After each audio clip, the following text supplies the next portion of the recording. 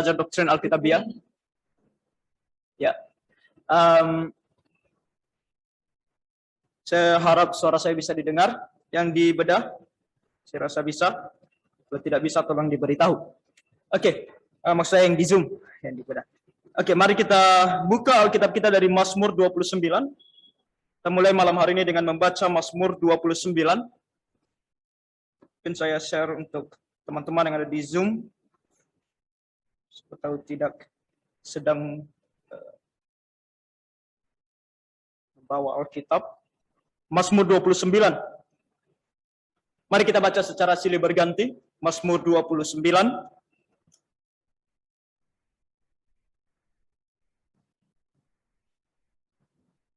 Mazmur 29 kita baca secara silih berganti. Mazmur Daud. Kepada Tuhan, hai penghuni sorgawi, kepada Tuhan sajalah kemuliaan dan kekuatan.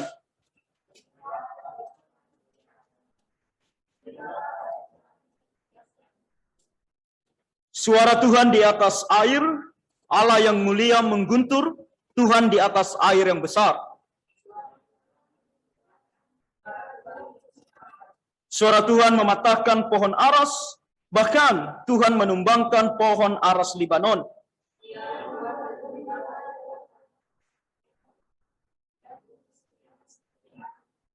Suara Tuhan menyemburkan nyala api.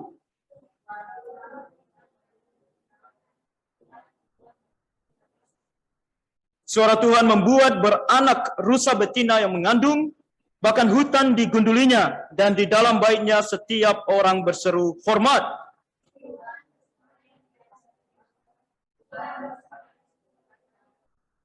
Ayat 11 bersama-sama, Tuhan kiranya memberikan kekuatan kepada umatnya, Tuhan kiranya memberkati umatnya dengan sejahtera. Nah, amin. Untuk pembacaan firman Tuhan ini, mari kita berdoa. Tuhan Bapa kami bertata di dalam kerajaan sorga, Allah yang maha pengasih dan maha penyayang. Kami sangat bersyukur ya Tuhan karena di dalam kehidupan kami dalam dunia ini, Engkau tidak meninggalkan kami buta, tanpa pimpinan, tanpa arahan. Dan begitu juga mengenai bagaimana kami bisa beribadah kepada Tuhan. Ibadah adalah sesuatu hal yang secara otomatis kami lakukan ketika kami percaya kepada Tuhan. Namun bagaimana cara beribadah, bagaimana ibadah yang sesuai dengan kehendak-Mu adalah hal yang lain yang perlu kami tahu dan kami pelajari. Kami bersyukur karena Engkau berikan Alkitab, firman-Mu yang sempurna yang Tuhan telah ilhamkan dan Tuhan telah jaga kemurniannya dari sejak pertama kali dituliskan bahkan sampai hari ini dan bahkan sampai selamanya. Sehingga kami bisa melihat kebenaran firman-Mu dan kami bisa melihat kehendak-Mu bahkan di dalam kami beribadah kepada Tuhan. Maka biarlah Engkau Tuhan yang malam hari ini juga menolong kami untuk melihat kembali kebenaran firman-Mu yang berkaitan mengenai ibadah. Apa kata Alkitab mengenai kata-kata ibadah yang digunakan, dan juga nanti kami akan mempelajari tentang ibadah kami yang sejati, yaitu sebuah hidup yang penuh dengan ibadah. Maka biarlah Engkau Tuhan yang menolong kami, Roh Kudus-Mu bekerja di dalam hati dan pikiran kami, agar kami boleh mengerti, dan bahkan terlebih lagi mengaplikasikannya dalam hidup kami. Dalam hidup kami sehari-hari, maupun dalam hidup kami beribadah kepada Tuhan. Jadi kami serahkan waktu ini ke dalam tangan Tuhan, berkati hamba-Mu yang akan menyampaikan firman-Mu, dan kami semua anak-anak-Mu yang akan mendengarkannya. Baik kami yang di gereja, maupun anak-anak-Mu yang berada di rumah mereka masing-masing yang mengikuti melalui Zoom. Kasihan dan tolong ya Tuhan, kami berdoa dan bersyukur, dalam nama Tuhan kami Yesus Kristus. Amin. Nah, minggu lalu kita sudah memulai doktrin atau mempelajari doktrin ibadah yang Alkitabiah. Ibadah yang Alkitabiah itu seperti apa? Dan minggu lalu kalau kita kembali ke belakang, sekedar mengingatkan kepada kita, mulai tentang kenapa kita belajar mengenai ibadah. Yaitu karena pertama, karena Allah menghendaki, mencari, karena kalau kita baca Yohanes 1, Yohanes 4 ayat 3-24 dikatakan bahwa Bapa menghendaki penyembah-penyembah yang demikian, yang menyembah Tuhan di dalam roh dan kebenaran. Nah, kata menghendaki kita pelajari bahwa ini bukan hanya sekedar mengingini, tapi juga mencari.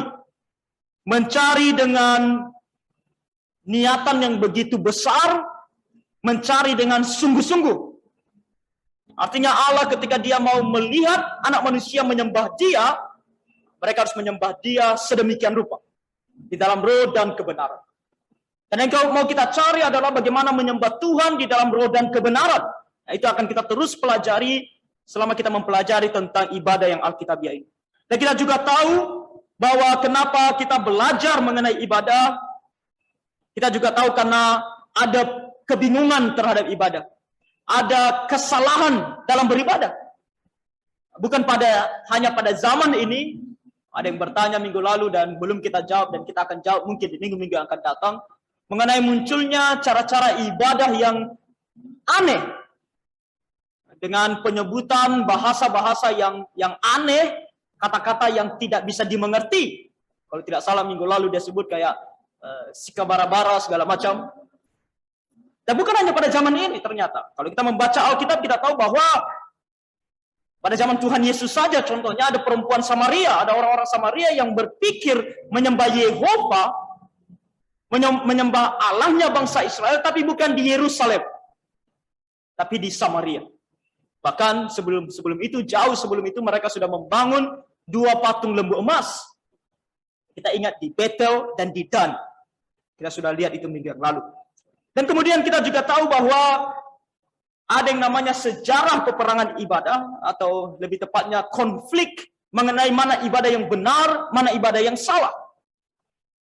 Dan kita tahu itu bukan hanya pada zaman ini kembali, tapi Alkitab sendiri berbicara bahkan jauh-jauh hari. Dari awal permulaan dunia ini ada. Ketika Lucifer jatuh ke dalam dosa di mana dia menjadi pusat penyembahan. Kemudian Adam dan Hawa dipengaruhi oleh iblis, mereka diberikan pilihan mau taat kepada Tuhan atau taat kepada iblis, mau menyembah Tuhan atau menyembah iblis. Mereka lebih taat kepada iblis sehingga mereka jatuh ke dalam dosa. Habel mempersembahkan sesuatu yang diterima oleh Tuhan, tapi Kain tidak. Kemudian Tuhan melawan Allah Mesir melalui Musa. Kemudian penyembahan lembu emas. Penyembahan lembu emas baik ketika orang Israel masih berada di bawah kaki gunung Sinai, maupun ketika tadi saya bilang di Israel bagian utara, ketika dibangun 2 patung lembu emas. Kemudian ada Elia melawan nabi-nabi Baal. Kemudian ada ketiga teman Daniel yang dipaksa untuk menyembah patung, tapi mereka tidak mau. Dan tentu ada penyembahan ke Yerusalem pada masa milenium. Itu pada zaman akhir nanti. Belum terjadi, suatu hari nanti akan terjadi. Dan dalam sejarah ini kita melihat juga dalam perjanjian baru, bagaimana setan mencobai Kristus, iblis mencobai Tuhan Yesus, sehingga dia meminta atau mencobai Tuhan Yesus untuk menyembah dia. Kemudian perempuan Samaria, kemudian ada penyalahgunaan karunia berbahasa dalam ibadah, 1 Korintus 14. Nanti ke depan kita akan lebih bahas ini, yang berkaitan nanti dengan ibadah yang menggunakan bahasa-bahasa roh zaman sekarang. Kemudian ada guru-guru palsu mengajarkan ibadah yang salah. Dalam Yudas 3-4, Antikristus ingin menggantikan Allah sebagai pusat ibadah di zaman akhir nanti. Dan tentu dunia menyembah Antikristus dan setan pada akhirnya. Oke. Dan itulah yang kita lihat di dalam Alkitab mengenai sejarah konflik. Mana ibadah yang benar, mana ibadah yang salah. Dan itu membuat kita harus semakin sadar bahwa kalau pada masa tersebut, bahkan ketika Musa masih hidup, ketika para rasul masih hidup, bahkan ketika Tuhan Yesus hidup dalam dunia, ada saja penyembahan yang tidak benar di hadapan Tuhan. Apalagi sekarang. Makanya kita harus belajar. Karena kalau kita salah dalam menyembah Allah, kita pelajari minggu lalu bahwa pertama kita bisa mendapatkan konsekuensinya, yaitu ditinggalkan Tuhan dalam keberdosaan. Kita membaca dalam Roma 1 ayat 18-32 bagaimana manusia meninggalkan ibadah yang benar. Yang seharusnya dia Tuhan, tapi mereka tidak sembah dia sebagai Tuhan. Yang seharusnya dalam penyembahan mereka kepada Tuhan, mereka taat kepada firman Tuhan, tapi mereka tidak mau taat kepada firman Tuhan. Akhirnya apa? Tuhan membiarkan mereka, mengizinkan mereka hidup di dalam keberdosaan. Salah satu hal yang terjadi adalah LGBT. Kenapa LGBT semakin marak? Kenapa semakin banyak orang pro LGBT? Karena Tuhan sudah membiarkan manusia untuk berbuat dosa. Tuhan dalam penghukumannya membiarkan. Harusnya Tuhan disembah sebagai Sang Pencipta, tapi mereka tidak menyembah Tuhan sebagai Sang Pencipta. Mereka menyembah diri mereka sendiri sebagai Sang Pencipta. Tuhan katakan, aku ciptakan kamu laki-laki dan perempuan. Mereka bilang, oh tidak, Tuhan tidak benar. Yang benar adalah Tuhan juga menciptakan seperti kami, yang setengah-setengah. Yang tidak tentu arahnya. Jadi mereka bukan menyembah Tuhan, tapi menjadikan Tuhan sesuka hati mereka. Sehingga Tuhan membiarkan mereka. Kalau kita juga tidak menyembah Allah dengan benar, Tuhan bisa tinggalkan kita dalam keberdosaan. Kemudian kehilangan pemikiran rohani, kehilangan kedewasaan rohani, kehilangan tingkat sensitivitas rohani. Tidak sensitif terhadap dosa, terhadap hal-hal yang rohani dan hal-hal yang jasmani, terhadap hal-hal rohani dan hal-hal yang duniawi. Nanti kita akan lihat karena penyembahan atau ibadah kepada Tuhan zaman sekarang menjadi tidak benar di hadapan Tuhan, makanya orang-orang Kristen makin lama makin tidak bermoral. Makin tidak sensitif terhadap dosa. Segala sesuatu sekarang dipandang netral. Bahkan gereja juga memandang banyak hal secara netral. Tidak lagi ada sensitivitas. Itu dosa atau bukan. Tidak sensitif. Dan ketiga, dihukum oleh Tuhan. Dihukum oleh Tuhan. Kita tahu itu seperti Nadab dan Abihu dalam Imamat pasal 10. Dan tentu dalam Ibrani pasal 12 ayat 28 sampai 29. Nah, ini ayat yang mau kita baca juga di malam hari ini. Mari kita buka Ibrani pasal 12. Ibrani pasal 12. Ini ayat yang orang jarang sekali mau bahas. Tapi kita harus baca. Ibrani 12 dan harus ingat. Ibrani 12 ayat 28 sampai 29. Di sini dikatakan apa? Mari kita baca bersama-sama. Jadi, karena kita menerima kerajaan yang tidak tergoncangkan, marilah kita mengucap syukur dan beribadah kepada Allah menurut cara yang berkenan kepadanya dengan hormat dan takut. Sebab Allah kita adalah api yang menghanguskan. Di sini jelas sekali karena kita menerima kerajaan yang tidak tergoncangkan. Banyak orang berbicara tentang kita menjadi orang Kristen, kita sudah menjadi warga kerajaan Allah, kita adalah anak-anak raja, dan kemudian apa? Kemudian kita bebas melakukan apa saja yang kita mau. Bahkan kita bebas beribadah kepada Tuhan sesuka hati kita. Bahkan dikatakan apa? Apa saja yang kita sentuh menjadi kudus. Joseph Prince, pendeta karismatik, salah satu gereja karismatik terbesar di Singapura, City Harvest, tidak salah namanya. Saya mix up antara dia dengan Kong Hee. Ada salah satu lagi pendeta karismatik juga, Kong Hee namanya. Joseph Prince, ketika dia muncul, semua orang akan suka dengan dia karena dia akan berpakaian begitu pada saat ibadah umum. Dia rambutnya gondrong, segala penampilannya. Dan dia bilang apa? Apa saja yang kita sentuh menjadi kudus. Makanya musik duniawi pun, kalau kita yang mainkan, itu menjadi musik yang kudus. Apakah benar demikian? Tuhan di sini berbicara bukan setelah kita menjadi warga kerajaan Allah dan kemudian apa saja yang kita lakukan bebas saja. Tidak. Di sini dikatakan apa? Marilah kita mengucap syukur dan beribadah kepada Allah menurut cara yang berkenan kepadanya.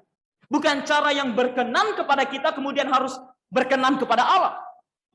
Zaman sekarang ibadah menjadi terbalik. Dalam ibadah manusia sekarang bukan mencari kehendak Allah. Yang manusia cari adalah kehendak sendiri. Bukan kesenangan Allah, tapi kesenangan diri sendiri. Kalau aku masuk dalam sebuah gereja, kalau gereja itu membuat aku nyaman, kalau gereja itu membuat aku senang, itu baru gereja. Kalau gereja itu tidak membuat aku nyaman, kalau gereja tidak membuat aku senang, itu bukan gereja. Siapa menjadi fokusnya? Siapa yang mau diperkenankan dalam ibadah? Kita atau Allah?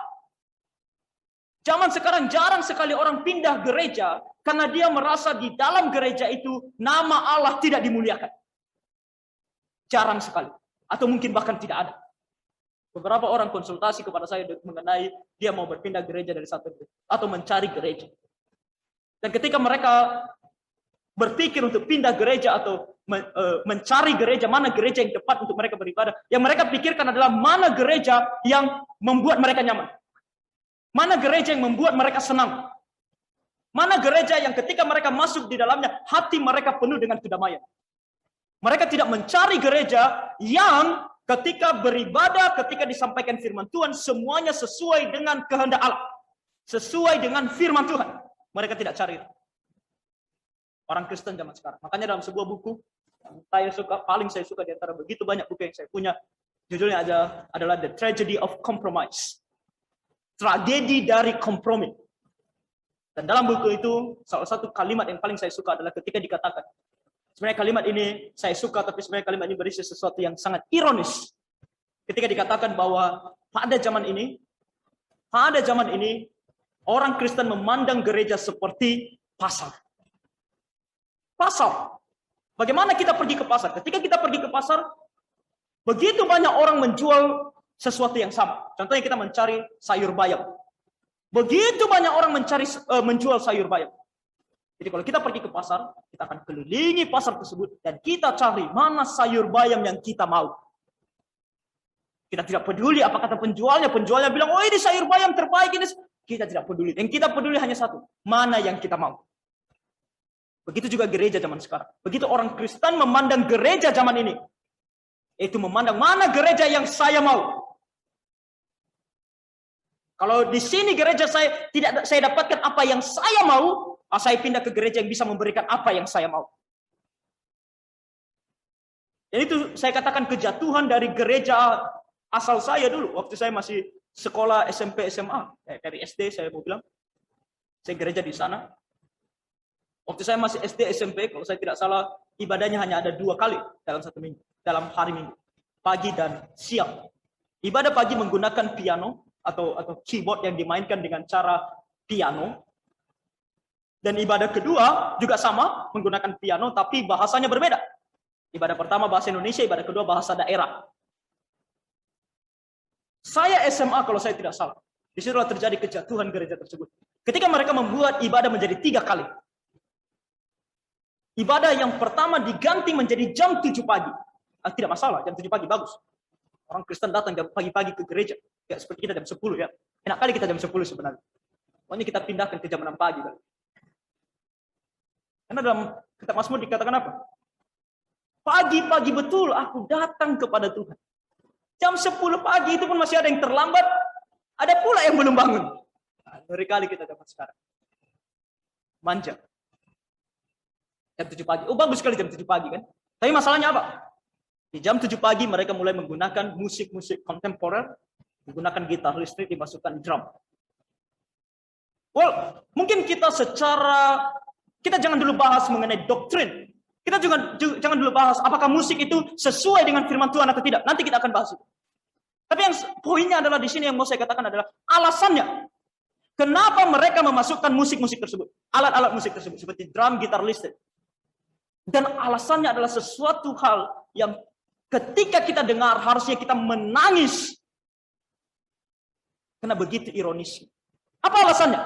Alasannya adalah supaya anak-anak muda di gereja menjadi senang dan betah datang ke gereja. Jadi kita buat gereja untuk apa? Kita buat ibadah untuk apa? Supaya anak-anak mudanya senang dan betah beribadah. Kalau anak-anak mudanya tidak senang dan tidak betah beribadah, kita harus tanya, kalian mau apa? Kalau kalian maunya musik seperti ini, oke, kita berikan kepada kalian. Apa yang kalian mau? Tidak mereka katakan, oh ini sesuai dengan firman Tuhan. Dalam firman Tuhan diberitahukan kepada kita bahwa ini benar dan baik. Memuliakan nama Tuhan. Tidak. Yang dicari bukan yang berkenan kepada Allah, tapi yang berkenan kepada manusia. Makanya banyak gereja kemudian menggunakan teori dunia. Bagaimana caranya supaya gereja menjadi gereja yang berhasil? Yang bisa membawa banyak orang datang ke gereja. Tahu dari mana mereka belajar? Bukan dari Alkitab.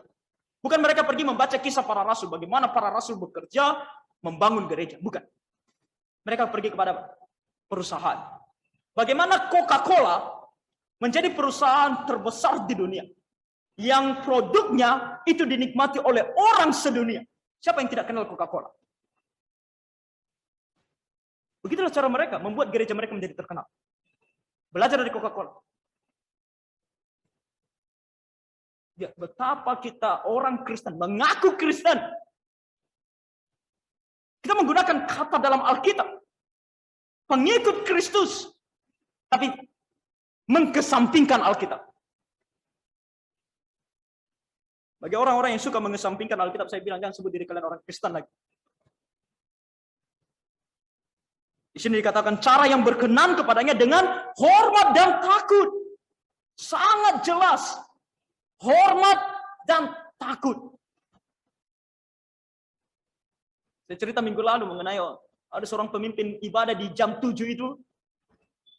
Yang waktu itu saya masih SMA saja, saya berpikir kok bisa dia katakan seperti itu. Ketika dia katakan, mari kita angkat tangan kita tinggi-tinggi sampai bahkan kita bisa sampai ke langit dan memegang kaki Tuhan Yesus dan tarik dia turun ke bumi bersama dengan kita.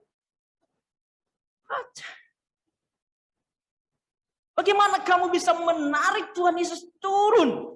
Kamu siapa? Tidakkah kamu takut bahkan memegang kakinya? Yohanes Pembaptis aja yang bisa dikatakan manusia, hanya beberapa orang yang dalam Alkitab bisa disebutkan sebagai manusia yang begitu suci. Yohanes Pembaptis adalah salah satunya. Bahkan Tuhan Yesus katakan tidak ada yang seperti dia. Tuhan Yesus saja memuji Yohanes Pembaptis, saking kudusnya, saking sucinya hidupnya. Tapi ketika Tuhan Yesus bilang untuk membaptis Tuhan Yesus, dia bilang apa? Jangankan untuk memegang kepala Tuhan Yesus untuk dibaptis. Membuka tali kasutnya saja dia tidak layak. Pekerjaan pada masa itu adalah pekerjaan dari hamba yang paling rendah. Untuk membuka tali kasut tuannya. Dia pun merasa tidak layak. Dan kita berani memegang kaki Tuhan Yesus dan tarik dia turun. Itu disebut sebagai blasphemy.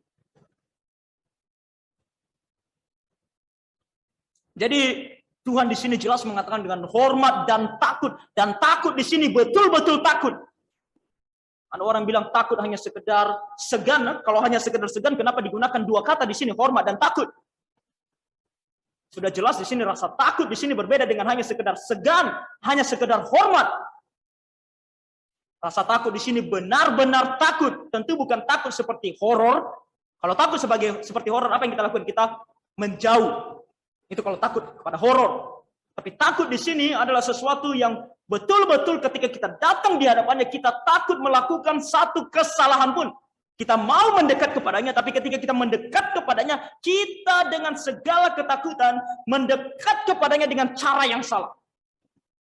Dan rasa takut ini sama seperti kalau kita memberikan contoh, walaupun contoh ini masih kurang tepat, itu kalau kita pernah menonton film-film kerajaan zaman dulu, ketika ada seorang raja dulu di atas tahtanya, yang kemudian ada panglimanya atau jenderalnya atau orang kepercayaannya datang ke hadapan tahtanya. Apa yang mereka lakukan? Bisa mereka datang dengan gaya mereka, oh aku ini jenderal. Tapi bisa mereka akan datang dengan kepala tertunduk. Seberapa besar pun pangkat mereka. Karena kapanpun raja ini bahkan sesuai dengan moodnya. Bukan hanya sesuai dengan apa yang kamu lakukan. Sesuai dengan moodnya. Kalau dia mau bunuh kamu hari itu juga kamu mati. Begitu Tuhan kita. Kalau Tuhan mau menghukum kita pada saat itu juga kita mati. Sama seperti Nadab dan Abihu. Makanya di sini dikatakan ayat 29 sebab Allah kita adalah api yang menghanguskan. Orang bilang oh Nadab dan Abihu itu terjadi di perjanjian lama.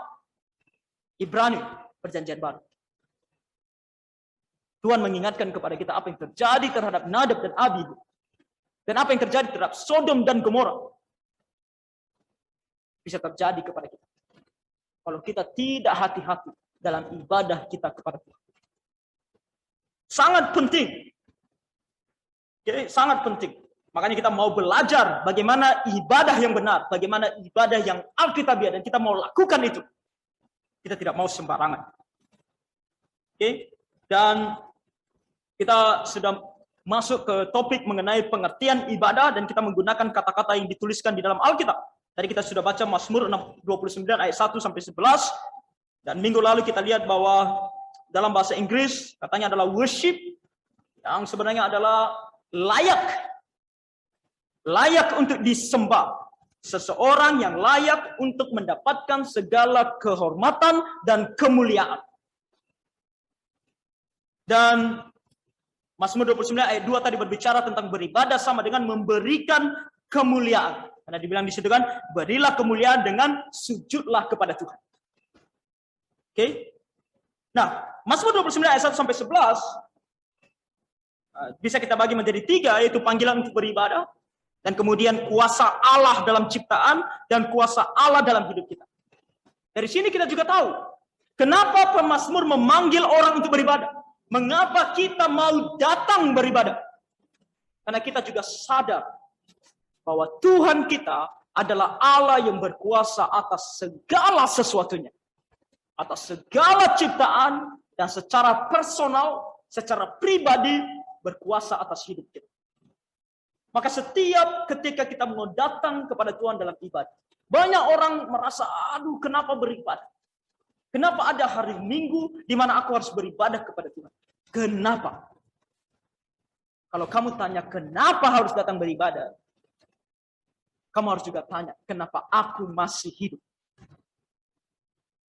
Kalau kamu bilang, oh aku masih hidup karena kekuatanku sendiri, pengujiannya sangat sederhana. Tutup hidung, tutup mulut, 5 menit. Kalau masih berkata bahwa aku hidupkan aku sendiri. Karena ada sesuatu yang tidak terlihat, tapi sangat mahal harganya, tapi Tuhan berikan secara gratis. Kalau Tuhan tidak berikan, kamu mati. Apa itu? Oksigen. Oksigen. Oh, kamu bilang mungkin kamu kaya, silakan beli oksigen. Kamu tahu berapa harganya dan berapa lama kamu bisa membayar oksigen. Berapa harga satu tabung oksigen sekarang? Dan untuk hidup selama 1 hari kamu tidak hanya butuh 1 tabung oksigen, 24 jam. Jadi karena kesadaran bahwa Allah itu berkuasa atas segala ciptaan dan diri kita, tanpa Allah kita tidak bisa hidup. Makanya kita mau datang beribadah kepada Tuhan. Makanya kita mau menyembah Dia. Makanya kita mau memuji, memuliakan namanya. Dan di dalam Mazmur 29 ini kita juga belajar bahwa yang datang kepada Dia untuk beribadah adalah penghuni sorgawi. Kalau dalam bahasa Indonesia, dalam Alkitab kita bahasa Indonesia, saya tuliskan kepada kita di situ, bahasa Ibraninya adalah Bene Elim. Bene Elim artinya adalah anak-anak laki-laki yang kuat. Ini bukan penghuni sorgawi, kita berbicara mengenai ya orang yang berada di sorga. Terjemahan Alkitab kita bahasa Indonesia mungkin mereka menerjemahkannya, mereka bingung apa itu anak laki-laki yang kuat. Tapi anak laki-laki yang kuat sungguh membuat kita sadar akan satu hal, bahwa ketika kita datang beribadah kepada Tuhan, kita harus dikategorikan sebagai anak-anak laki-laki yang kuat. Kuat dalam hal apa? Tidak mungkin secara jasmani. Karena bukan itu tuntutan Tuhan. Tapi kuat secara rohani. Dan ini juga menunjukkan kepada kita bahwa ketika kita datang beribadah kepada Tuhan hari Minggu, bukan hanya kita berpikir tentang hari Minggu itu. Tapi kita juga pikirkan apa yang kita lakukan dari hari Senin sampai hari Sabtu. Sudahkah kita menjadi anak-anak yang kuat? Sudahkah kita menjadi orang-orang yang menang secara rohani? Kalau hari Senin sampai Sabtu yang kita lakukan hanya dosa, dan dosa, kita tidak bisa dikategorikan sebagai anak-anak yang kuat. Kita anak-anak yang lemah. Kita anak-anak yang gampang sakit, yang gampang jatuh ke dalam dosa. Makanya yang namanya persiapan ibadah itu bukan hanya di Minggu pagi, tapi setiap hari. Karena yang datang kepada Tuhan adalah anak-anak laki-laki yang kuat. Yang diundang untuk datang beribadah kepada Tuhan adalah anak-anak laki-laki yang kuat. Jadi di sini anak laki-laki, seperti halnya dalam Alkitab selalu disebutkan laki-laki saja sebagai representasi dari semua orang. Karena perempuan selalu direpresentasikan oleh laki-laki. Okay. Dan dalam Mazmur 29 ini, banyak hal kita bisa pelajari dalam Mazmur 29 ini. Kita melihat bahwa objek penyembahan yang benar hanyalah Allah. Bukan kita manusia. Kita tadi kembali ke Mazmur 29. Mazmur 29. Di sini kepada Mazmur Daud, kepada Tuhan, hai penghuni surgawi, kepada Tuhan sajalah kemuliaan dan kekuatan. Kepada Tuhan sajalah. Tidak ada yang lain. Kemuliaan dan kekuatan hanya kepada Tuhan. Dan dengan hati yang murni dan tangan yang bersih, ibadah artinya sujud menyembah bahkan sampai ke tanah. Itu kata ibadah di sini. Hanya kepada Tuhan sajalah. Makanya dalam ibadah fokus utama kita adalah bagaimana membuat segala sesuatunya untuk kemuliaan nama Tuhan. Untuk kesenangan Tuhan, bukan untuk kita. Makanya dalam tata ibadah, kita menggunakan tata ibadah yang kita ambil dari turun-temurun dalam gereja Alkitab Presbyterian. Dan semua yang ada dalam tata ibadah kita bukan tidak ada maknanya. Bukan tidak ada artinya. Nanti di akhir dari seri kita belajar tentang ibadah yang Alkitabiah, kita juga akan mempelajari setiap poin di dalam tata ibadah kita. Kita mau lihat apakah semuanya sesuai dengan firman Tuhan atau tidak. Apakah semuanya tujuannya betul-betul untuk kemuliaan nama Tuhan atau tidak. Oke, nanti kita akan lihat. Tapi yang penting adalah objek penyembahan di sini adalah hanya Tuhan. Ibadah disertai beberapa kriteria ketika disebutkan dalam Alkitab. Pertama, kalau kita membaca Mazmur pasal 5 ayat 6 sampai 8 dan Mazmur 103 ayat 3 sampai 5. Kita buka aja Mazmur 5 ayat 6 sampai 8. Mazmur 5 ayat 6 sampai 8.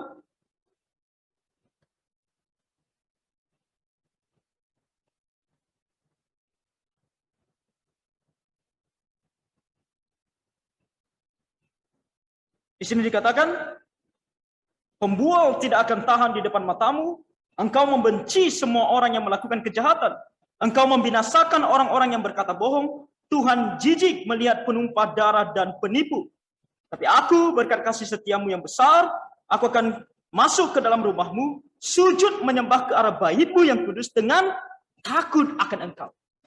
Ketika dalam Alkitab berbicara tentang menyembah Tuhan, dikaitkan dengan sebuah karakter atau sifat atau cara, yaitu di dalam rasa takut kepada Allah.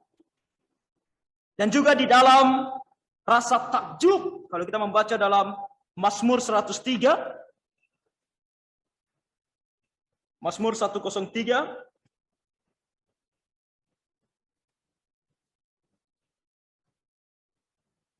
Mazmur 103 ayat 3 sampai 5, di sini dikatakan, Dia yang mengampuni segala kesalahanmu, yang menyembuhkan segala penyakitmu. Dia yang menebus hidupmu dari lubang kubur, yang memahkotai engkau dengan kasih setia dan rahmat. Dia yang memuaskan hasratmu dengan kebaikan, sehingga masa mudamu menjadi baru seperti pada burung Raja Wali. Kenapa kita datang beribadah kepada Tuhan? Karena kita takjub akan apa yang sudah Dia lakukan dalam hidup kita. Dia yang mengampuni segala kesalahan. Dia yang menyembuhkan segala penyakitmu. Kita mungkin tanya, mari kita datang kepada Tuhan menyembah Dia kalau seluruh penyakit kita sembuh. Di sini dikatakan menyembuhkan segala penyakit. Menyembuhkan segala penyakit di sini. Ya, Tuhan akan menyembuhkan segala penyakit kita. Tapi pada waktunya. Pada waktunya yang sesuai dengan kehendak. Dan kita tahu satu waktu yang dimana seluruh penyakit kita akan Dia sembuhkan. Kapan?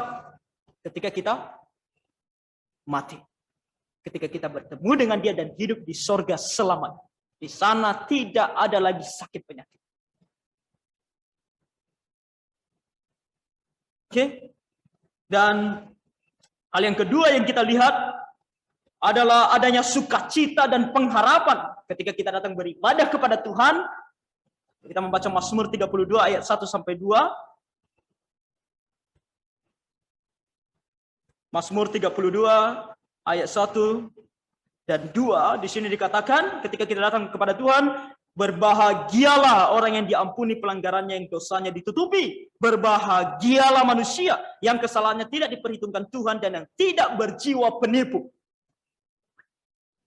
Ketika kita datang kepada Tuhan, kita datang dengan sukacita, dengan kebahagiaan. Dan kebahagiaan kita yang paling besar bukan karena Tuhan membuat kita kaya, bukan karena penyakit kita disembuhkan, tapi karena apa? Karena dosa kita diampuni. Dan di sini sangat bagus sekali kata-katanya ketika dikatakan yang dosanya ditutupi. Tuhan tidak melihat lagi kita di dalam dosa. Dan ini memberikan kita pengharapan. Ayat 11 juga dikatakan di sini, bersukacitalah dalam Tuhan dan bersorak-soraklah hai orang-orang benar. Bersorak-soraklah hai orang-orang jujur. Nah kembali, beribadah kepada Tuhan. Siapa yang datang beribadah kepada Tuhan? Siapa yang bersukacita? Siapa yang bersorak-sorai? Siapa yang bergembira? Sini dikatakan, orang-orang benar. Orang-orang jujur. Bagi orang yang mengaku Kristen, masuk dalam sebuah gereja, yang kalau kita nilai secara kasat mata, cara mereka beribadah, lagu pujian mereka, firman Tuhan yang disampaikan, benar sesuai dengan Alkitab. Tapi kalau ada orang Kristen yang merasa tidak ada damai, ketika dia beribadah dengan cara yang sudah sesuai dengan firman Tuhan, yang perlu ditanya bukan lagi apa yang harus gereja lakukan. Yang harus ditanya adalah apakah kamu sudah menjadi orang benar dan orang jujur atau belum. Salah satu alasan kenapa ada orang mengaku Kristen tapi tidak suka beribadah adalah karena dia hidup di dalam dosa. Dan itu adalah salah satu ciri gereja yang baik. Adalah ketika orang beribadah di dalamnya, orang merasa tersadar kalau dia tidak layak menyembah Allah. Kalau orang datang ke dalam sebuah gereja dan dia hidup di dalam dosa, dan ketika dia masuk dalam gereja dia tidak merasa apa-apa, berarti ada yang salah dengan gereja. Dan itu sudah memberikan kita satu clue ketika nanti kita akan membahas tentang gereja-gereja yang cara beribadahnya, hal-hal yang terdapat dalam gereja itu mirip dengan dunia. Mirip dengan klub malam. Kenapa mereka lakukan itu? Supaya orang yang datang dari luar tidak merasa, oh ini tempat yang asing. Bukan tempat yang asing, maksudnya apa? Maksudnya sama dengan klub. Sehingga orang berdosa tidak merasa bahwa dia berdosa. Oke? Jadi kalau mau bersukacita, bersorak-sorak di dalam Tuhan, ketika beribadah, kamu harus menjadi orang-orang yang benar dan orang-orang yang jujur. Dan juga dalam pengharapan, kalau kita membaca Mazmur 42, Mazmur 42 ayat 5.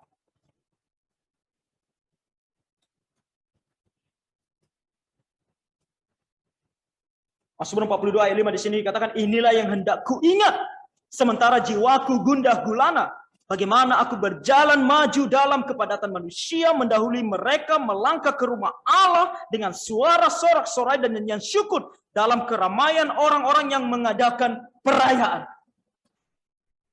Ini adalah suatu hal yang penuh dengan pengharapan. Karena ketika kita datang beribadah kepada Tuhan, kita sedang datang memasuki kumpulan orang yang bersama-sama merayakan kemuliaan Allah.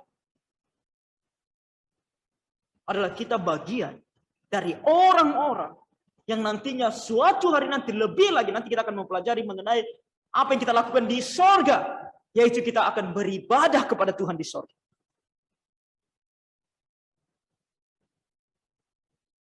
Oke, jadi ibadah dikaitkan dengan pengharapan. Dan kita juga lihat yang ketiga di sini adalah ibadah itu dikaitkan dengan ucapan syukur. Ketika kita datang beribadah kepada Tuhan, kita datang untuk bersyukur kepada Tuhan. Mazmur 51. Mazmur 51 ayat 17. Dan kita tahu apa itu Mazmur 51. Kita ingat apa itu Mazmur 51. Kita lihat di ayatnya yang pertama dan kedua di sini dikatakan untuk pemimpin biduan Mazmur dari Daud ketika Nabi datang kepadanya setelah ia menghampiri Batsheba. Inilah Mazmur yang ditulis oleh Daud setelah dia berdosa dan disadarkan oleh dosanya dan bertobat dari dosanya. Dan setelah dia bertobat kepada Tuhan, Dan Tuhan mengampuni dosanya. Dia menulis Mazmur ini, dan di ayat 17 dikatakan di sini. Mazmur 51 ayat 17. Sorry, harusnya Mazmur 51 ayat 17 ini. Ya Tuhan, bukalah bibirku supaya mulutku memberitakan puji-pujian kepadamu. Puji-pujian ini oleh karena ucapan syukurnya kepada Tuhan. Di ayat 18 juga dikatakan, sebab engkau tidak berkenan kepada korban sembelihan, sekiranya ku persembahkan korban bakaran, engkau tidak menyukainya. Korban sembelihan kepada Allah ialah jiwa yang hancur, hati yang patah dan remuk, tidak akan kau pandang hina, ya Allah. Dengan segala ucapan syukur, hati yang remuk oleh karena dosa, dan kemudian bertobat, dan sekarang bersyukur kepada Allah. Itulah kenapa kita beribadah kepada Tuhan. Itu harus menjadi salah satu hal yang menjadi faktor dalam ibadah kepada Tuhan. Dan ibadah juga dikaitkan dengan keinginan yang besar. Ini bukan kita ditarik-tarik, diseret-seret untuk datang beribadah kepada Tuhan. Tapi sebuah keinginan yang besar. Mari kita lihat Mazmur 42.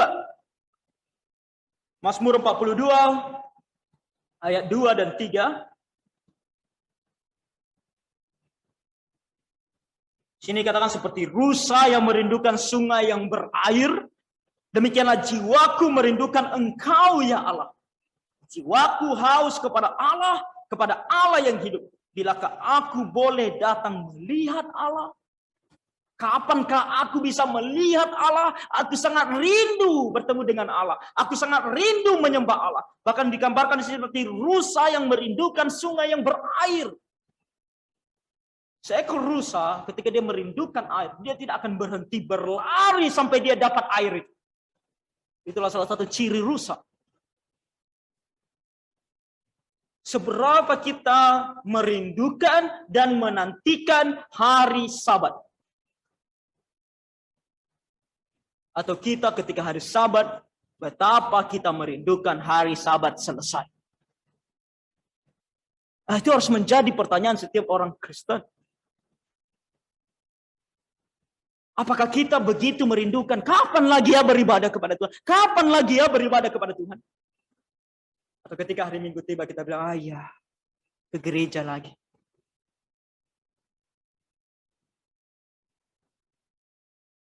Harus ada keinginan yang besar. Ketika kita berbicara mengenai ibadah, harus dengan keinginan yang besar untuk beribadah kepada Tuhan.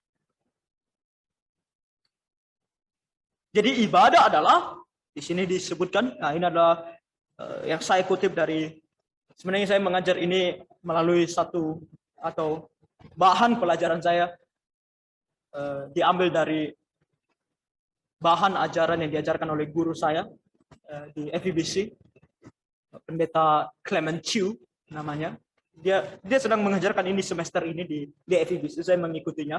Dan saya pernah mengambil juga waktu dia mengajar ini di gereja True Life Bible Presbyterian Church. Itu waktu saya masih kuliah di sana, sekitar tahun ke-3 atau ke-4 saya kuliah di sana. Jadi dia berkata seperti ini.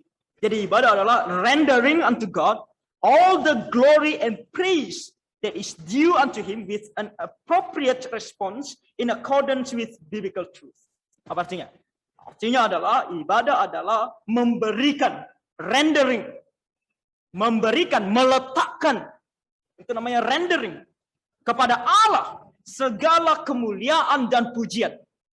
All glory and praise, segala kemuliaan dan pujian that is due unto Him. Nah, ini harus digarisbawahi, bahwa kemuliaan dan pujian ini adalah sesuatu yang berhak Dia terima, yang merupakan haknya. Ini bukan sesuatu hal yang kita punya, Tuhan tidak punya, lalu kita berikan kepada Tuhan. Bukan. Tapi ini adalah hak Tuhan untuk kita berikan. Karena Dia adalah pencipta kita, Dia adalah juru selamat kita, Dia penolong kita, Dia yang berikan kita hidup, baik di dunia ini maupun di sorga. Maka sudah selayaknya kita berikan kepada Dia segala hormat, segala kemuliaan, segala pujian. Tapi digarisbawahi juga, dengan an appropriate response, dengan respon yang benar, yang sesuai, yang in accordance with biblical truth, yang searah, yang sesuai dengan kebenaran Alkitabiah. Tidak boleh sembarangan. Kita memberikan apa yang berhak Allah terima. Kalau kita memberikan apa yang berhak Allah terima, berarti yang menentukan ini benar atau salah bukan kita, tapi Allah. Kalau tadinya Allah tidak punya, kemudian kita berikan apa yang kita punya kepada Allah, yang menentukan siapa? Kita. Tapi ibadah itu bukan kita memberikan sesuatu kepada Allah yang Dia tidak punya. Tapi kita mengembalikan kepada Allah sesuatu yang sudah menjadi miliknya. Suatu hari, Marco meminjam sesuatu dari saya, contohnya sepatu futsal. Datang kepada saya, Pak, saya pinjam sepatu futsal Bapak, saya mau main futsal. Oke, silakan. Dan sepatu futsal saya mereknya Adidas. Adidas itu berbagai model. Adidas Copa itu biasa saya pakai. Nomornya 42. Oh, ini sekalian ini ya, siapa tahu kalian mau beli sepatu kepada Adidas Copa nomor 42. Dia pakai. Lalu setelah dia pakai, dia kembalikan kepada saya. Punya siapa sepatu? Punya saya kan? Lalu ketika dia kembalikan sepatu saya, mungkin lebih spesifik lagi, warnanya hitam, terus kemudian karena sudah lama saya pakai ada sedikit sobek di bagian sebelah kanan. Lalu ketika dia kembalikan kepada saya sepatu saya, saya lihat kok warnanya sudah putih, tadinya hitam, sekarang putih. Mereknya bukan Adidas, tapi Nike. Saya nggak tahu apa mau kita sebut Nike, Nike. Orang suka memperdebatkan mana yang benar, Nike, Nike. Saya lebih suka bilang Nike. Mereknya sudah Nike. Logonya bukan lagi Adidas, Nike kan tanda centang. Nomornya nomor 39, bukan 42. Menurut kalian, menurut Bapak Ibu, menurut kita semua, apakah saya terima atau tidak? Saya tidak terima dong. Saya berikan dia sepatu merek Adidas, warnanya hitam, nomornya 42. Kok jadi warna putih, nomornya lagi 39, saya tidak bisa pakai. Kekecilan bagi saya. Nggak apa-apa kalau sama nomornya sih, apalagi kalau itu baru. Saya pinjam sama dia bekas kan. Apa poinnya di sini? Kalau kita memberikan sesuatu kepada seseorang yang merupakan milik dia, kita harus memberikan sesuai dengan apa yang dia mau kan? Sesuai dengan apa yang dia berikan kepada kita. Sesuai dengan apa yang dia tunjukkan kepada kita. Punya dia itu seperti apa. Begitu ketika kita memuliakan Tuhan, kemuliaan, kehormatan kita kepada Tuhan harus sesuai dengan apa yang Dia mau. Bukan apa yang kita mau. Maka kita harus cari apa yang Tuhan mau.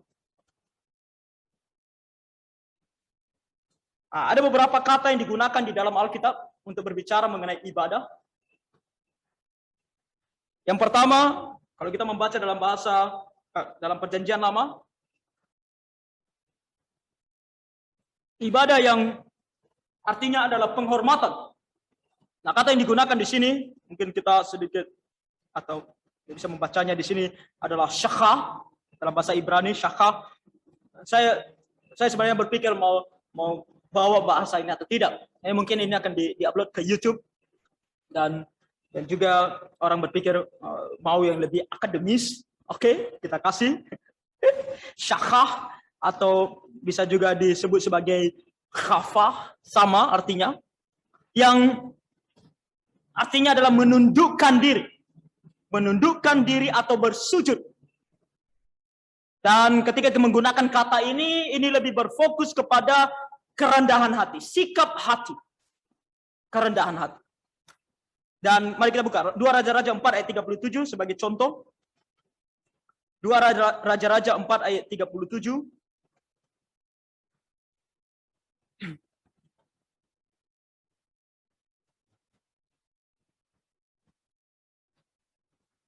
2 Raja-Raja 4 ayat 37 di sini katakan, masuklah perempuan itu lalu tersungkur di depan kaki Elisa dan sujud menyembah dengan mukanya sampai ke tanah, kemudian diangkatnya lah anaknya lalu keluar. Nah, ini kata ini ketika digunakan, ini bukan tidak mesti berbicara mengenai sujud dalam arti sujud menganggap seseorang itu Allah. Tapi kembali, fokusnya adalah kerendahan hati. Ini juga bisa disebut sebagai sujud untuk berterima kasih. Juga bisa sujud untuk memberikan salam. Kita buka Kejadian 18. Kejadian 18 ayat 2. Di sini katakan kemudian Tuhan menampakkan diri kepada Abraham dekat pohon terbantin di Mamre, sedang ia duduk di pintu kemahnya waktu hari panas terik. Ketika ia mengangkat mukanya, ia melihat 3 orang berdiri di depannya. Sesudah dilihatnya mereka, ia berlari dari pintu kemahnya, menyongsong mereka, lalu sujudlah ia sampai ke tanah. Nah, dia datang sujud kepada mereka. Dalam ayat ini bisa dikatakan mungkin Abraham sudah tahu bahwa di antara ketiga orang itu ada Tuhan, sehingga dia sujud menyembah. Atau ini adalah cara dia untuk memberikan mereka salam. Sama seperti kalau zaman sekarang, kalau kita bertemu dengan orang Korea, orang Jepang, kita pernah bertemu, mungkin kita pernah melihat di film kan, di drakor. Sini suka drakor kan? Siapa yang suka drakor sini? Johnson? Enggak ya? Atau Joy? Enggak. Kakak Joy suka drakor? Suka bongkar rahasia dia. Drakor kan? Saya punya beberapa teman orang Korea dan Jepang waktu saya kuliah. Saya punya teman orang Jepang, umurnya sudah sangat tua, cukup jauh lebih tua dari saya, udah ada uban-ubannya sedikit. Dan ketika dia bertemu bahkan kepada saya yang jauh lebih muda daripada dia, yang seharusnya saya bisa panggil dia Bapak, dia akan tunduk. Karena dia suka tunduk, kami pun belajar tunduk juga. Kan gak enak. Ada orang datang sama kamu, dia tunduk, kamu tidak tunduk. Dan katanya kalau orang Korea,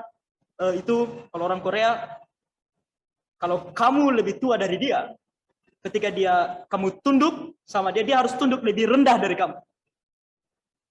Ketika kamu tunduknya itu sangat rendah, dia akan sampai sangat rendah. Dan kalau kamu tunduk lagi lebih rendah, dia akan tunduk lagi lebih rendah. Itu budayanya, tradisinya. Karena kamu lebih tua dari dia. Oke, jadi makanya mereka bilang kalau sudah tua, tolong jangan bully yang muda. Dengan cara kamu tunduk terlalu rendah sampai yang muda juga harus lebih tunduk.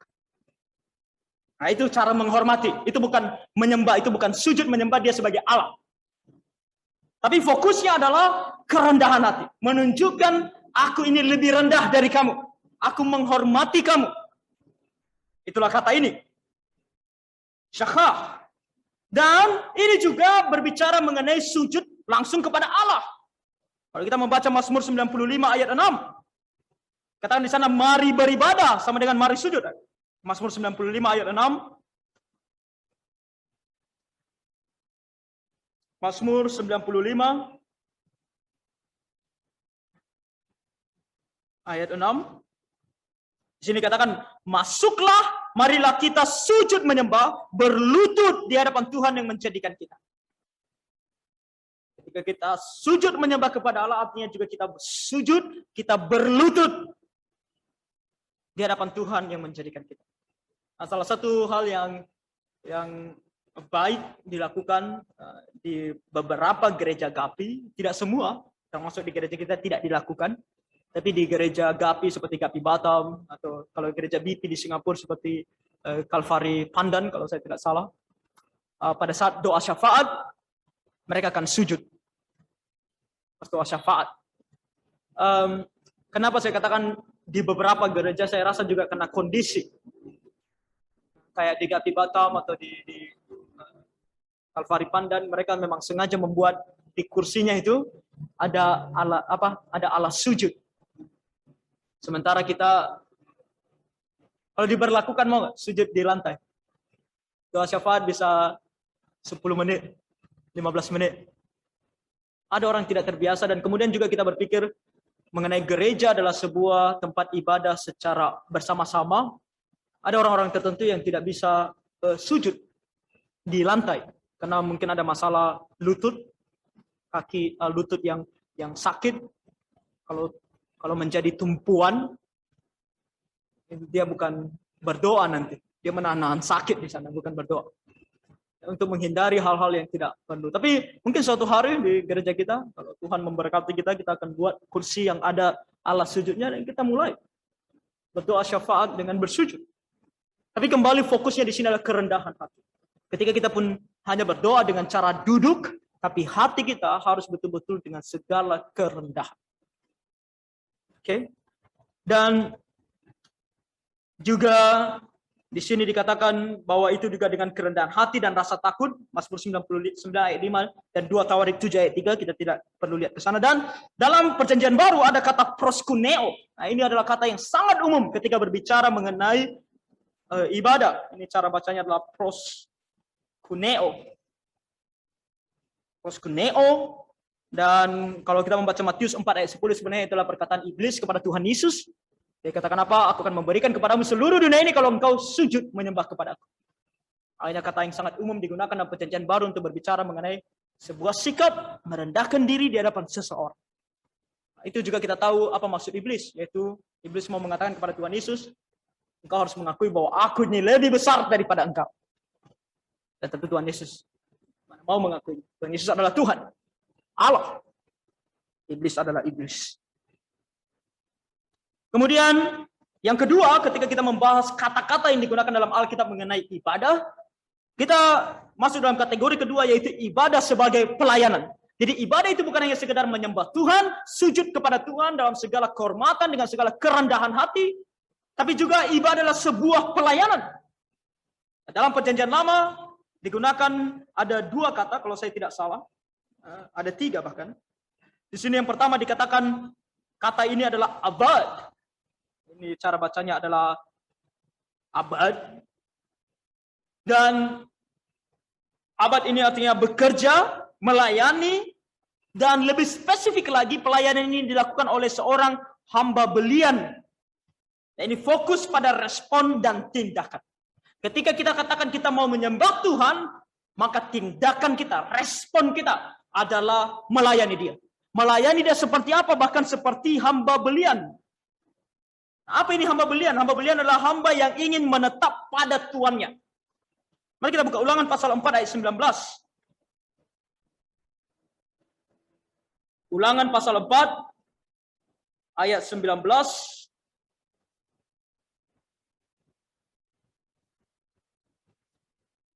Sini dikatakan apa? Dan juga supaya jangan engkau mengarahkan matamu ke langit, sehingga apabila engkau melihat matahari, bulan, dan bintang segenap tentara langit, engkau disesatkan untuk sujud menyembah dan beribadah kepada sekaliannya itu, yang justru diberikan Tuhan Allahmu kepada segala bangsa di seluruh kolong langit sebagai bagian mereka. Apa maksudnya di sini? Ketika engkau mau menyembah Tuhan, engkau mau melayani Tuhan, jangan engkau melakukan semuanya itu di hadapan ciptaan Tuhan. Lalu kita pikir, lalu di mana di dunia ini tempat yang tidak ada ciptaan Tuhan? Ini adalah artinya fokus pelayanan itu bukan untuk sesuatu yang diciptakan oleh Tuhan, tapi untuk Tuhan yang ada di surga. Itu maksudnya. Dan kalau kita membaca di pasal 8 ayat 19, Ulangan pasal 8 ayat 19, di sini katakan, tetapi jika engkau sama sekali melupakan Tuhan Allahmu dan mengikuti Allah lain, beribadah kepadanya dan sujud menyembah kepadanya, aku memperingatkan kepadamu hari ini bahwa kamu pasti binasa. Di sini digunakan kata beribadah kepadanya, adalah kata ini. Melayani Dia. Melayani Allah lain kecuali Tuhan. Dan kalau kamu melakukan itu, kamu akan binasa. Pasal 17 ayat 3 sampai 5. Masih dalam kitab Ulangan pasal 17 ayat 3 sampai 5. Sini dikatakan bahwa dan yang pergi beribadah kepada Allah lain dan sujud menyembah kepadanya atau kepada matahari atau bulan atau segenap tentara langit, hal yang telah kularang itu. Apabila hal itu diberitahukan atau terdengar kepadamu, maka engkau harus memeriksanya baik-baik. Jikalau ternyata benar dan sudah pasti bahwa kekejian itu dilakukan di antara orang Israel, maka engkau harus membawa laki-laki atau perempuan yang telah melakukan perbuatan jahat itu keluar ke pintu gerbang, kemudian laki-laki atau perempuan itu harus kau lempari dengan batu sampai mati. Dari sini kembali pelayanan. Ibadah hanya kepada Tuhan, pelayanan hanya kepada Tuhan, karena engkau adalah hamba belian. Apa itu hamba belian? Nah, pada masa tersebut, seorang tuan bisa memiliki seorang hamba. Tapi ada peraturan. Hamba tersebut akan bekerja kepada tuan tersebut dengan kontrak. Oke, dengan kontrak. Seberapa lama kontrak itu, sebegitu lamanya lah dia akan melayani tuannya itu. Dan kalau sudah habis kontraknya, dia dianggap sebagai orang yang bebas.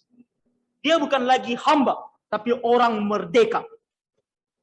Tapi kalau hamba ini mau menetap kepada Tuhan, jadi ini bukan dengan paksaan tuannya, hambanya ini yang mau. Dia mau menjadi hamba bagi tuannya. Dia mau setia kepada Tuhan. Maka akan diadakan satu upacara, yaitu dia akan diangkat menjadi hamba belian. Dan kalau dia sudah menjadi hamba belian, dia akan secara spesifik hanya menjadi milik satu tuan dan akan melayani tuannya ini setia sampai mati. Jadi tidak lagi istilah kontrak. Karena dia sudah dibeli dan sudah lunas harganya.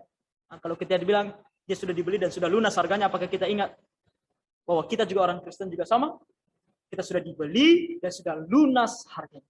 Ketika kita mau menyembah Tuhan, harus dengan sebuah sikap, harus dengan sebuah kesadaran bahwa aku ini adalah hamba belian Tuhan. Tuhan sudah membeli aku dan sudah lunas harganya. Dari mana? Dari perbudakan dosa. Dari perbudakan dosa. Tuhan sudah beli kita, sehingga kita sekarang menjadi hambanya Allah. Melayani Allah. Ini kita harus setia kepada Allah. Dan seorang hamba, kalau mau melayani tuannya dengan benar, apa yang harus dilakukan? Mengingat, menaati perintah Tuhan. Tidak bisa sesuka hatinya. Dan juga digunakan kata ini dalam Ulangan 10 ayat 12, Ulangan 30 ayat 15 sampai 20 sebagai beribadah kepada Tuhan dengan menaati firman-Nya. Jadi beribadah kepada Tuhan dikaitkan dengan menaati firman Tuhan. Kita lihat satu ayat saja, Ulangan 10 ayat 12.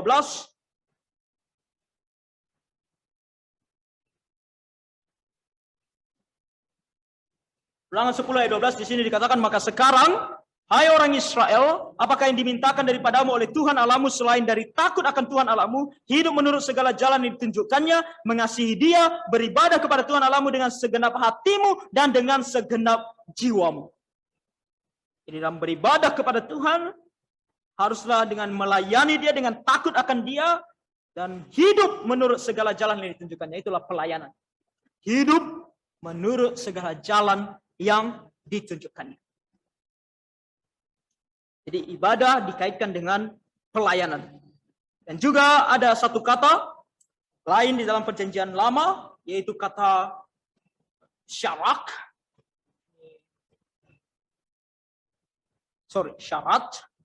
Syarat. Dan ini berhubungan dengan pelayanan orang Lewi. Kalau kita membaca dalam Ulangan 10 ayat 8, tadi kita lihat ayat 12, itu untuk orang Israel. Dan kalau kita membaca Ulangan 10 ayat 8, di sini dikatakan pada waktu itu Tuhan menunjukkan suku Lewi untuk mengangkut tabut perjanjian Tuhan untuk bertugas melayani Tuhan dan untuk memberi berkat demi namanya sampai sekarang. Nah, kata melayani di sini juga dipakai untuk kata menunjukkan ibadah. Ibadah orang Lewi termasuk dalam hal mereka melayani Tuhan. Yang dengan lebih spesifik di sini mengangkut tabut perjanjian Tuhan. Dan kalau kita membahas tentang pelayanan orang Lewi, mereka bukan hanya melaksanakan ibadah, tapi juga mereka adalah para penjaga ibadah. Oke, kalau di sini dikatakan untuk bertugas melayani Tuhan dan untuk memberi berkat demi namanya. Memberi berkat demi namanya bukan kita memberikan berkat kepada Tuhan, tapi memastikan ibadah tersebut adalah ibadah yang betul-betul memuliakan nama Tuhan. Itu tugas orang Lewi. Dan itu juga menjadi tugas kita orang Kristen. Dalam Wahyu pasal 1 ayat 6 kita akan dikatakan sebagai para imam. Kalau kita adalah para imam, perjanjian lama para imam adalah orang Lewi. Perjanjian baru para imam adalah semua orang Kristen. Maka ketika kita beribadah kepada Tuhan, dalam gereja kita harus pastikan ibadah yang dilakukan sesuai dengan firman Tuhan. Kita harus menjaga ibadah tersebut betul-betul memuliakan nama Tuhan. Makanya sebagai jemaat, jangan kita berpikir bahwa Yang perlu bernyanyi dengan baik itu hanya pemimpin ibadah. Yang perlu bernyanyi dengan sesuai dengan nada, dengan segala keteraturannya, hanya pemimpin ibadah. Kita jemaat terserah kita mau nyanyi apa, kita mau nadanya di mana. Kita harus berusaha semaksimal mungkin. Supaya ketika kita bernyanyi, ketika kita memuji Tuhan, beribadah kepada Tuhan, kita harus berusaha semaksimal mungkin kita melakukan yang terbaik kepada Tuhan. Menjaga ibadah yang kudus di hadapan Tuhan. Kenapa tiba-tiba? Okay. Jadi itulah ibadah. Dan dalam perjanjian baru digunakan dua kata, yaitu latreuo dan liturgia.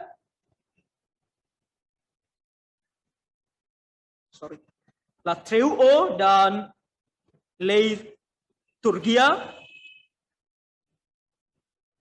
Dan latreuo itu adalah pelayanan yang diberikan manusia kepada Allah. Roma 12 ayat 1, nanti kita akan bahas ini lebih dalam mengenai Roma 12. Dan juga liturgia. Nah, liturgia ini atau liturgeo adalah kata yang kita dapatkan kata liturgi. Jadi kata liturgi itu berasal dari kata ini.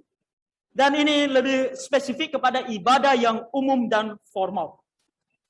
Kita buka Filipi 2 ayat 17. Filipi 2 ayat 17.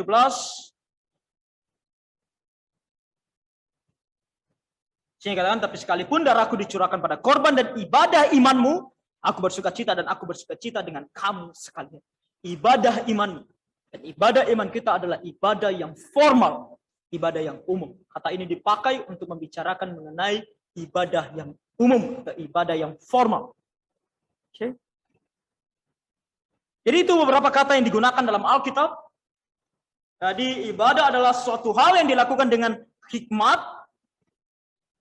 dengan segala penghormatan, dan merupakan sebuah tugas yang mulia yang menjadi prioritas dan sebuah kesempatan yang berharga. Okay. Jadi ingat, ibadah adalah suatu hal yang dilakukan dengan hikmat. Ini kayaknya hikmat ada K-nya, harusnya.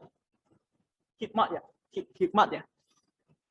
Dengan pola, dengan cara yang kudus di hadapan Tuhan.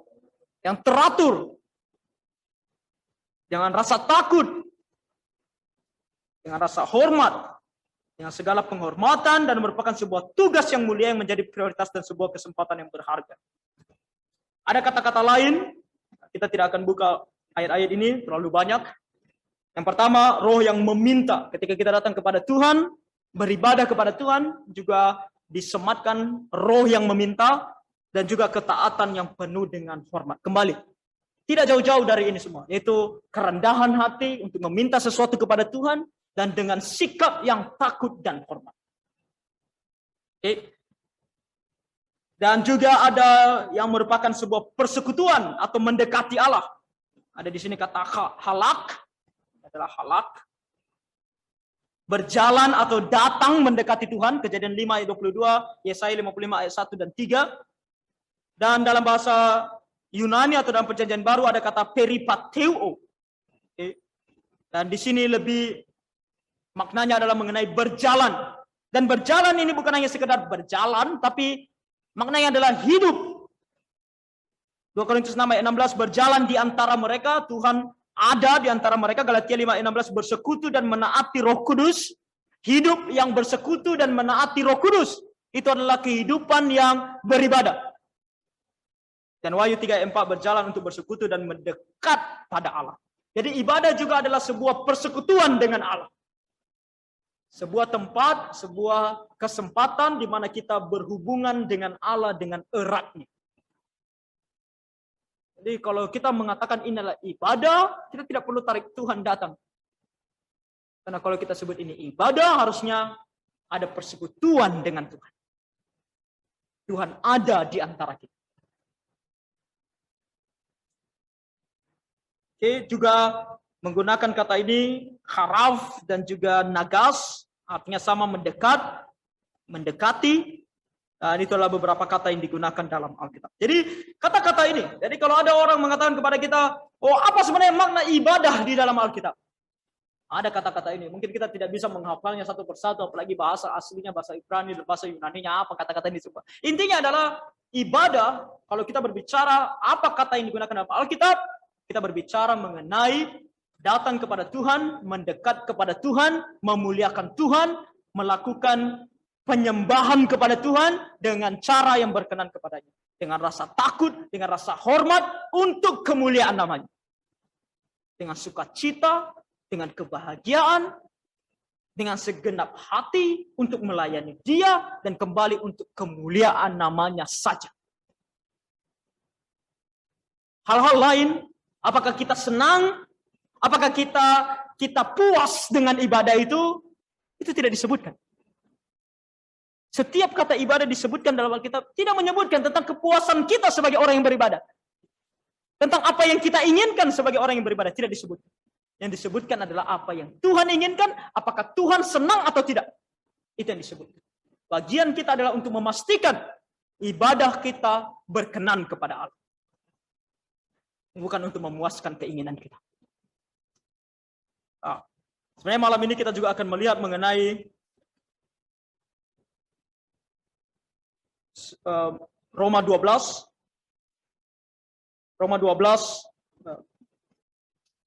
ayat 1 dan 2. Kita lihat sekilas. Roma 12 ayat 1 mengenai ibadah yang Alkitabiah hidup yang beribadah. Di sini saya sudah kutip kepada kita Roma 12 ayat 1 sampai 2. Dan ini adalah salah satu bagian firman Tuhan yang harus kita mengerti ketika kita berbicara mengenai ibadah, apalagi yang berkaitan dengan pelayanan. Roma 12 ayat 1 sampai 2, karena itu saudara-saudara, demi kemurahan Allah aku menasihatkan kamu, supaya kamu mempersembahkan tubuhmu sebagai persembahan yang hidup, yang kudus, dan yang berkenan kepada Allah. Itu adalah ibadahmu yang sejati. Janganlah kamu menjadi serupa dengan dunia ini, tetapi berubahlah oleh pembaharuan budimu, sehingga kamu dapat membedakan manakah kehendak Allah, apa yang baik, yang berkenan kepada Allah, dan yang sempurna. Ayat ini harus betul-betul kita mengerti. Kenapa? Ada orang yang memakai ayat ini untuk juga membenarkan dirinya untuk tidak datang beribadah di gereja. Karena di sini katakan, ibadah yang sejati adalah hidup. Tapi apakah dengan dikatakan di sini ibadah yang sejati adalah hidup kita yang kita persembahkan kepada Tuhan? Apakah itu artinya tidak perlu datang beribadah kepada Tuhan di gereja? Kita akan melihat bahwa bahkan dalam ayat ini bukan hanya berbicara mengenai pribadi, tapi juga ini adalah ibadah bersama. Mana di sini dikatakan ibadah bersama? Kita akan lihat itu. Masih ada sedikit waktu, kita lihat sedikit mengenai ayat ini. Di sini dikatakan bahwa dasar dari hidup yang beribadah. Apa dasarnya? Mengapa hidup kita mau hidup yang beribadah kepada Tuhan? Dasarnya adalah kemurahan Allah. Kemurahan Allah adalah keselamatan yang Allah berikan. Dan kemurahan Allah juga lebih tepat dikatakan sebagai tidak menerima penghukuman. Itu kemurahan Allah. Ingat, saya selalu menggambarkan kata kemurahan dalam Alkitab seperti sesuatu yang seharusnya diberikan kepada kita, yang layak diberikan kepada kita, tapi Tuhan tidak berikan. Itu kemurahan. Apa itu yang layak diberikan kepada manusia yang berdosa? Penghukuman. Penghukuman, kematian kekal dalam api neraka. Itu layak diberikan kepada manusia yang berdosa. Tapi Tuhan tidak berikan. Itu namanya kemurahan Allah. Kalau anugerah, kalau kasih karunia, itu sebaliknya. Sesuatu yang tidak layak diberikan kepada kita, tapi Tuhan berikan. Apa itu? Keselamatan. Keselamatan tidak layak diberikan kepada kita. Kita orang berdosa. Tapi Tuhan berikan. Makanya namanya kasih karunia atau anugerah. Bahasa Inggrisnya grace. Dalam Alkitab kita ada mercy and grace. Kemurahan Allah, kemurahan hati Allah, dan anugerah atau kasih karunia Allah. Kemurahan juga di sini ditulis dalam bentuk jamak. Kalau kita membaca bahasa aslinya, kita tahu apa itu jamak. Ada tunggal, ada jamak. Tunggal artinya satu, jamak artinya lebih dari satu. Dan itu menunjukkan bukan kemurahan-kemurahan yang banyak, tapi sebuah kekayaan kemurahan Allah. Tuhan itu sudah sangat bermurah hati kepada kita. Kita ini manusia yang berdosa. Dosa kita itu begitu banyak. Kita sudah begitu mengecewakan Allah. Tapi apa yang Allah lakukan? Dia memberikan kita pengampunan, dia melepaskan kita dari penghukuman. Kemurahan Allah. Allah itu penuh dengan kemurahan terhadap kita. Ibadah menjadi ibadah yang sejati. Nah, apa itu artinya ibadah yang sejati? Apa itu arti sejati? Kalau kita melihat di sini, saya mengutip bahasa aslinya di sini, logikos. Kalau kita mendengar logikos, kita ingat satu hal apa? Logika. Katanya memang berasal dari logikos. Logikos sebenarnya terambil dari kata logos. Kalau kita tahu apa itu logos, logos adalah firman. Jadi kalau kita berbicara tentang ibadah yang sejati kepada Allah, itu adalah ibadah yang sesuai dengan logika. Dan logika di sini adalah logika firman Allah. Itu ibadah yang sejati. Logikos, logos. Ibadah yang sesuai dengan firman Allah. Hidup yang sesuai dengan firman Allah. Itulah hidup, itulah ibadah yang sejati. Karena diberikan kepada Allah yang penuh kemurahan oleh anak-anaknya yang menerima kemurahan. Ibadah yang sejati adalah ibadah yang diberikan kepada Allah yang bermurah hati oleh kita yang mendapatkan kemurahan. Makanya ibadah itu bisa menjadi ibadah yang sejati. Ibadah yang sesuai dengan firman Tuhan. Dan dari situ kita juga melihat hubungan antara kita yang beribadah dengan Dia yang kita sembah. Apa hubungannya? Hubungannya adalah Dia pemberi kemurahan, kita penerima kemurahan. Artinya apa? Kita jauh-jauh lebih rendah daripada Dia. Makanya ketika kita beribadah kepada Tuhan, kita tidak bisa beribadah kepada Tuhan dengan sesuka hati kita, seolah-olah Tuhan itu sama dengan kita, atau bahkan lebih rendah daripada kita. Kita ini penerima kemurahan. Tuhan yang bermurah hati. Kita harus sadar itu. Kalau Tuhan tidak bermurah hati, kita mati di dalam dosa, kita dihukum dalam api neraka. Jangan ketika kita sudah menerima kemurahan, kemudian kita membangkang. Itu namanya kita disebut sebagai apa? Manusia tidak tahu berterima kasih. Dan kita sebagai manusia saja sadar.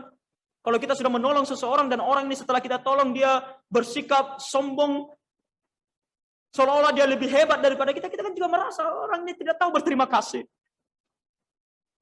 Ada lagi bahasanya apa? Kacang lupa kulitnya. Kita memandang ibadah adalah sesuatu hal yang kita mau lakukan sesuka hati kita dan tidak peduli apa kata Tuhan, tidak peduli Tuhan mau atau tidak, Tuhan senang atau tidak. Berarti kita sudah menunjukkan bahwa kita ini bukan orang yang menerima kemurahan. Okay. Kemudian ibadah untuk hidup yang beribadah. Apa maksudnya? Kok ibadah untuk hidup yang beribadah? Artinya bagaimana beribadah ketika kita mengatakan hidup kita adalah hidup yang beribadah. Ketika kita mengatakan bahwa hidup kita adalah hidup yang beribadah kepada Tuhan, maka kita harus menunjukkan ibadah kita sama seperti layaknya korban bakaran. Roma 12 ayat 1 tadi dikatakan di sini kan, karena itu saudara-saudara demi kemurahan Allah, aku menasihatkan kamu supaya kamu mempersembahkan. Nah, kata persembahan di sini adalah kata yang sama kalau kita kembali ke dalam perjanjian lama. Dalam bahasa Ibrani menggunakan kata olah. Olah. Ini olah, kayak bahasa Indonesia ya, diolah. Korban bakaran dalam bahasa Ibrani adalah olah. Keluaran 29 ayat 18, Imamat 1 ayat 1 sampai 7. Dan kalau ketika berbicara tentang korban bakaran, apa salah satu aspek yang terdapat dalam korban bakaran? Yaitu dia dibakar sampai habis. Artinya, persembahan ini harus total. Tidak boleh setengah-setengah. Ketika dikatakan bahwa kita adalah persembahan, mempersembahkan hidup kita di hadapan Tuhan, maka kita harus mempersembahkannya secara total. Tidak ada yang tinggal. Jangan bilang, oh, aku mempersembahkan hanya hidupku di hari Minggu. Hari Senin sampai Sabtu, aku hidup sesuka hati. Hari Minggu untuk Tuhan. Itu bahkan ada orang yang bilang, atau ada orang, bukan bilang mungkin, tapi menunjukkan bahwa persembahan kepada Tuhan itu hanya 1-2 jam ketika ada di gereja. Makanya sebenarnya saya tidak suka sekali ketika orang Kristen berbicara mengenai, ini di gereja. Ketika mulai menggosipkan, terus ada orang bilang, ini di gereja. Maksudnya apa? Di gereja tidak boleh menggosip. Di luar sana, boleh. Di gereja tidak boleh mengucapkan kata-kata kotor. Di luar sana? Di gereja tidak boleh begini-begini. Di luar sana? Ah, itu dia. Tuhan katakan apa?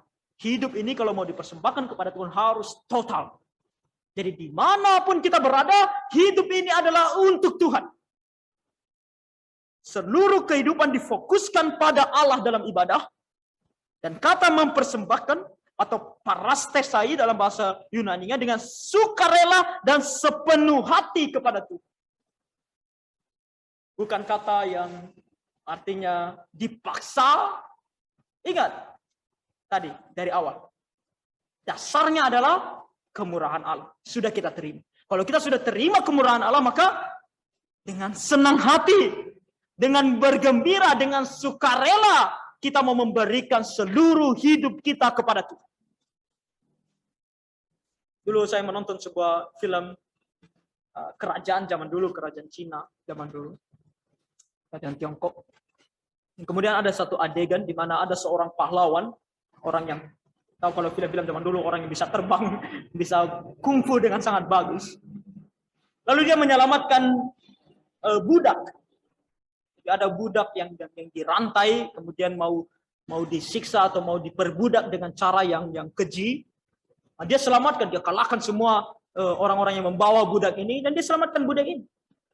Lalu si pahlawan bilang sama budak, oke, kamu sudah bebas, kamu bebas pergi kemana saja yang kamu mau. Tapi apa yang dilakukan budak ini? Dia terus mengikuti pahlawan ini, kemanapun dia pergi. Dan pahlawan ini tanya sama dia, kenapa kamu terus mengikuti saya? Dia bilang apa? Engkau telah menyelamatkan nyawaku. Sekarang seluruh hidupku ini milik. Dan aku akan lakukan apa saja untuk melayani engkau. Karena sekarang sama halnya, kalau kamu tadi tidak selamatkan aku sudah mati. Tapi karena engkau selamatkan nyawaku ini, berarti nyawaku ini milikmu. Dengan cara yang sama, walaupun banyak orang tidak suka ini, sebenarnya orang Kristen seperti ini. Kalau Tuhan tidak selamatkan nyawa kita, kita dalam perjalanan menuju api neraka. Kita dalam perjalanan untuk mati. Tapi kemudian Tuhan selamatkan nyawa ini. Tapi setelah Tuhan selamatkan nyawa ini, apa yang kita lakukan? Kita pikir bahwa kita bisa hidup karena kita. Kita tidak seperti hamba tadi yang setia. Harusnya kita seperti dia. Ketika Tuhan sudah selamatkan nyawa ini, kita bilang, Tuhan, engkau yang selamatkan nyawa ini, sekarang nyawa ini milikmu. Nyawa ini milikmu. Makanya John Calvin, kenapa Tuhan begitu memakai John Calvin? Sampai hari ini, gereja-gereja Calvinis adalah gereja-gereja yang kembali kepada firman Tuhan. Kenapa? Kenapa Tuhan begitu memakai John Calvin? Dalam beberapa tahun, di usia yang sangat muda, dia bisa menghasilkan satu buku yang sampai hari ini, doktrin dan teologinya masih dipakai. Karena dia mempunyai satu moto. Apa motonya? Motonya digambarkan seperti hati yang ada di genggaman tangan. Hati ada di genggaman tangan dan diberikan kepada Tuhan. Ini adalah hatiku. Seluruhnya ku persembahkan kepadamu. Itu motonya. Dan itu harus menjadi moto kita. Seluruh jiwa raga kita untuk Tuhan. Tidak ada yang lain.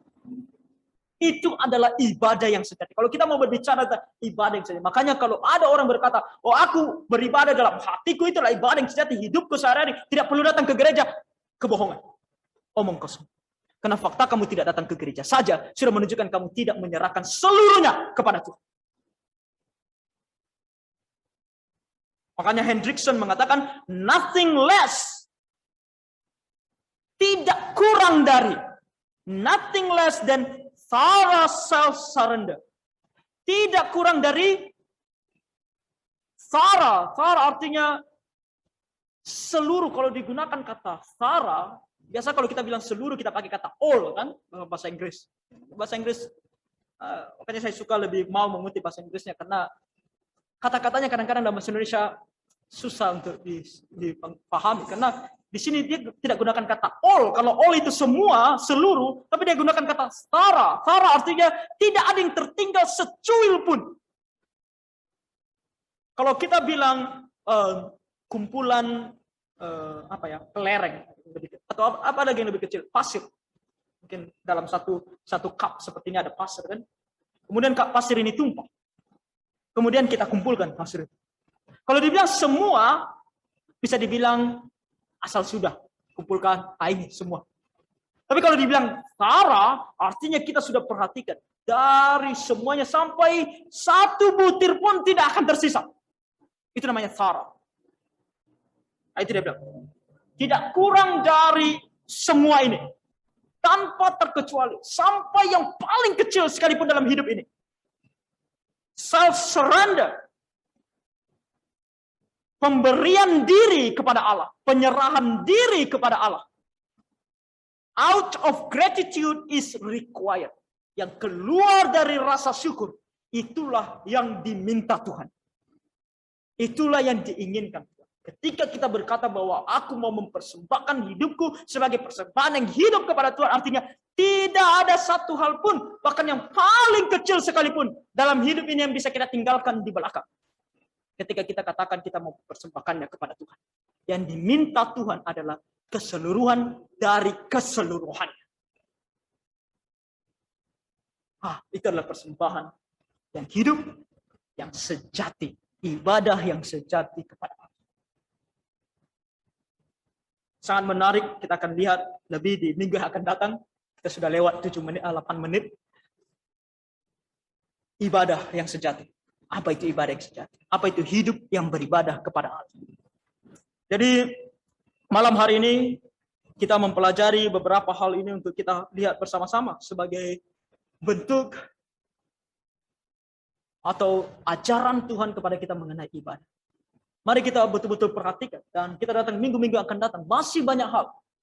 Ini kembali minggu lalu saya katakan kita belajar ini bukan belajar sangat detail, tidak. Kita melihat prinsip.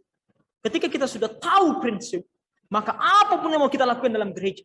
Terus seperti contohnya gereja saya dulu, asal gereja saya. Ketika mereka memasukkan musik yang berbeda dari sebelumnya. Kalau prinsip ini diaplikasikan, pertanyaannya apakah boleh musik itu masuk? Masalahnya, apakah kita tahu prinsipnya? Kita harus tahu prinsipnya. Nanti kita akan temukan dalam Alkitab tidak ada kata drum, tidak ada kata gitar listrik, tidak ada jazz, tidak ada pop, tidak ada hymn. Oh, ada hymn, sorry, ada hymn. Tapi tidak ada yang namanya jazz, tidak ada pop, nggak ada rock and roll, metallic. Jadi apakah boleh musik-musik ini digunakan? Enggak ada di dalam Alkitab, enggak ada dikatakan oh Alkitab melarang musik jazz, melarang musik blues, melarang rap, hip hop. Rock and roll. Nggak ada kan? Sama halnya juga kalau kita mau katakan. Nggak ada juga dalam Alkitab melarang narkoba. Ada kata narkoba dalam Alkitab? Tidak ada. Prinsipnya. Itu yang penting. Kalau kita berdebat dengan tidak ada kata dalam Alkitab. Sama seperti dulu Joshua Teu bilang. Kata Tritunggal tidak ada dalam Alkitab. Maka Tritunggal tidak Alkitabiah. Ini adalah cara berdebat anak-anak. Oke, jadi kita mau belajar prinsipnya. Apa kata Tuhan? Jadi, saya rasa cukup malam hari ini saya berbicara. Ada dari antara kita yang mau bertanya sebelum kita tutup dalam doa?